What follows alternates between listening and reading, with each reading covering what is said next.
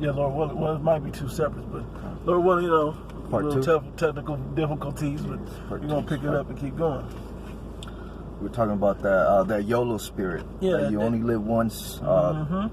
Saying, you know. Yep, that you don't care. Oh, I'll get away with it this time because vengeance against an evil work is not executed speedily.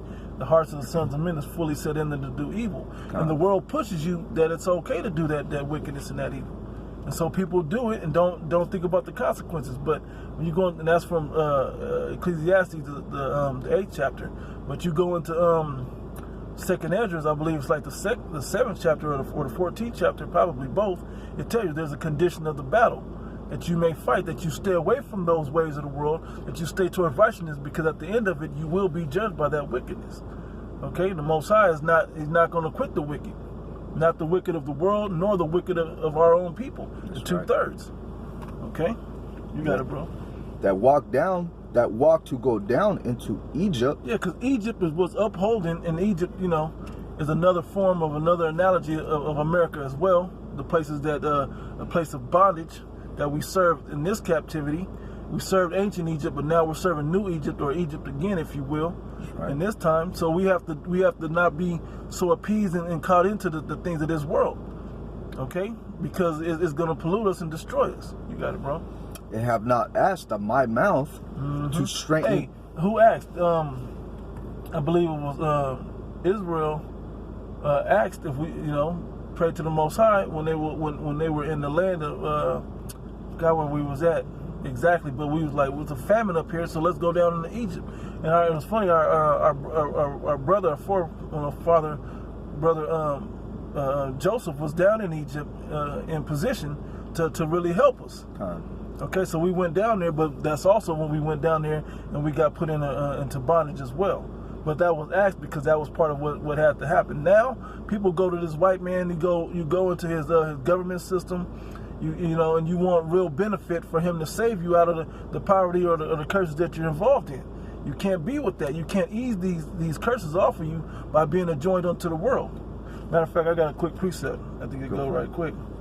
This is 1 John chapter 2, verse 15. It says, "Love not the world, neither the things that are in the world. If any man love the world, the love of the Father is not in him." In the ways of Egypt, he don't love you, man.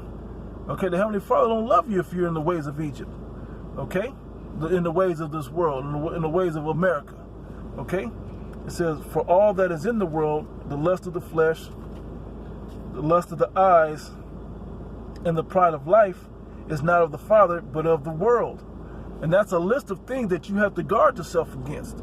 The lust of the flesh, the lust of the eyes, and the pride of life, man. You got to be willing to make your body a living sacrifice for this thing. You got to be willing to let your own social status decline for righteousness' sake. I got a quick pre. You got it. This is James 4:4. Ye adulterers and adulteresses, know ye not that the friendship of the world is enmity with the Most High? Yeah, it's going to end in death, man. The Most High is not connected to the friendship with the friendship of the world. Okay, and that goes beyond adulterers and adulteresses of sexual acts. That also goes with spiritual adultery. That's right. You got it, bro. Whosoever therefore will be a friend of the world is the enemy of Yahweh B'Hashem Yahushai. There it is, plain and straightforward, man. If you're gonna be a friend of the world, you're an enemy of the Father. The love of the Father is not in you. So that last verse, verse 17 in this one, that was in more on there? Yeah, that was it. Okay, it says, "And the world passeth away, and this world passeth away," the word of Esau. Esau is the end of the world. Jacob is the beginning of it that followeth, right? And the lust thereof, and the spiritual lust and connection that people have with their flesh, life, and eyes to it, right? It says, "But he that doeth the will of the Most High abideth forever." And that's what we're trying to do, man. That's what we strive to do. With fear and reverence to the Most High, that we try to appease Him, that we may, and away from the world, that we may abide forever with Him in the safe place. That's right. That's right, bro. You got something else? Yeah, I was still in Isaiah 30. You got it. To strengthen themselves in the strength of Pharaoh, and to trust in the shadow of Egypt. Yep. They strengthen themselves with the American army. They strengthen themselves. America can't go down because we got the greatest army in the world. The police will handle it. This and that, man. What you gonna do about Godzilla, man? What you gonna do about an earthquake that breaks the whole city apart and pushes half of California off into the ocean, man? What you gonna do about these things? Well, no matter what scenario a martial law, what you gonna do about that? What you gonna do about when the zoo animals break loose and are hungry, when there's no food? What are you gonna say? All we really need is the Hoover Dam to go down, and half of the United States is gonna be out of power. That's right. And you people are just gonna panic. Yep. You're not gonna know what to do. That's exactly right. You're not gonna know what to do. Yep. So you don't have a spirit to follow. We follow after the spirit of Yahweh Ba'ashim Yahshai, where He has the creation and the power to save. He created it, so He has the power to save you through all of that. You know what I'm saying? They're not gonna know what to do, so they're gonna trust in the oppressor. They're gonna trust. We're gonna get on these FEMA buses and go right to the FEMA They're gonna camp. trust in Pharaoh. Yeah, man. You know, and it's gonna destroy you. Whatever Pharaoh says, you guys are gonna do. Yep. You have more? Yeah. Yep. Therefore shall the strength of Pharaoh be your shame, and the trust in the shadow of Egypt your confusion. Yeah. You're gonna be like, well, they always have done good for us, so we gonna follow them. And then when your head's under the guillotine, wondering They say they got 3 meals a day. Yeah, they got warm beds. I mean, it can't be that bad. We just gotta take this chip. And you take that RFID microchip, the Most High is gonna destroy you in a very painful way, man. You know, and that's what's good. You're gonna trust in that, taking that mark of the beast RFID microchip. It's gonna be cool, and you want to eat and go to work and do it, man.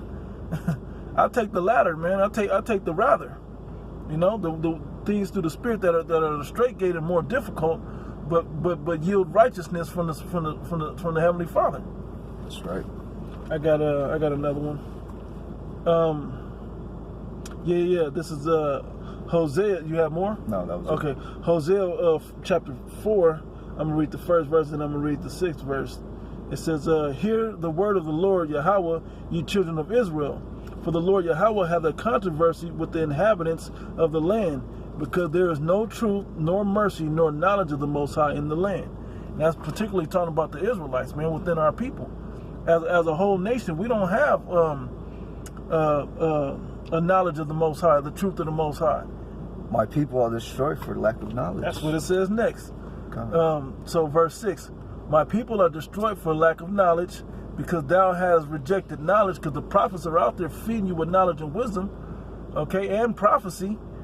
Because you have a lack of that, it says, because thou hast rejected knowledge, I will also reject thee, that thou shalt be no priest to me, even though we're a kingdom of priests, you know. It says, seeing that thou hast forgotten the law of thy power, I will also forget thy children. So he's going to destroy you and your children.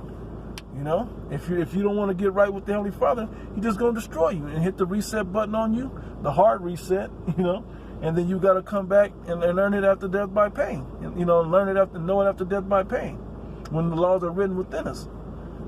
And our people that are still in these religions and all this these philosophies, in the back of their head, they know that it's false. Yeah, exactly. They know. Yeah, somebody was telling me about the church that they go to, and they stage all these miracles in these churches, man. They know. They know, and they still go. They love this world.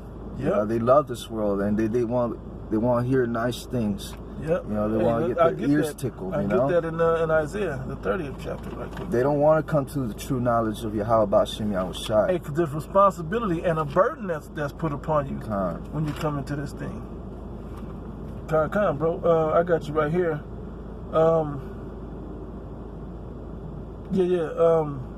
Isaiah chapter 30, I'm going to start up at verse 8. It says, "Now go, write it before them in a table and note it in a book." This is the book that this information is noted in, right? It says, that it may be for the time to come forever and ever, that this in the future, in the latter days, that this word will still stand, and with the proper interpretation of it and understanding of it, you'll be able to see how to navigate yourself through these times. Brother, look just about ready. It said that this is a rebellious people, lying children, that will not hear the law of the Lord, which say to the seers, see not, the prophets and those that see the times coming to an end, see not. Y'all, I don't want to hear that. Man, you know, you guys are talking man, crazy. I'm about to, my 401k is getting up there, man. I just invested in this and that, you know. I'm about to be a rapper. My son's going to the NBA, and you got, you know, there ain't no time for all of that. Your son's 3. There's no time for that. You know, all the dangerous stuff that's coming. It says, prophesy not unto us right things, speak unto us smooth things, prophesy deceits. You know, tell us about the false future that we wish that we had, that we wish that we could have. Okay? Because they want this world to continue in its wicked way. And you'll notice that most of the people in your family, most of the people in the world want this wicked-ass society to continue, especially you Israelites that should know better because you're under these curses. No matter how good a job you got, no matter how much fun you think you can have on the weekend or whatever you do in your life, how much you adore your kids, all this is going, when the lights go out and the water shuts off and there's martial law and tanks and all types of World War III and race riots and stuff and food shortages and economic collapse, when everything really hits the fan that this word is talking about, we'll see how you feel about it then. That's when you're going to run into your false gods. Mm-hmm. They're not going to hear you because they're not real. That's right. All right? That's right, bro. I think we should close up. If you can close it.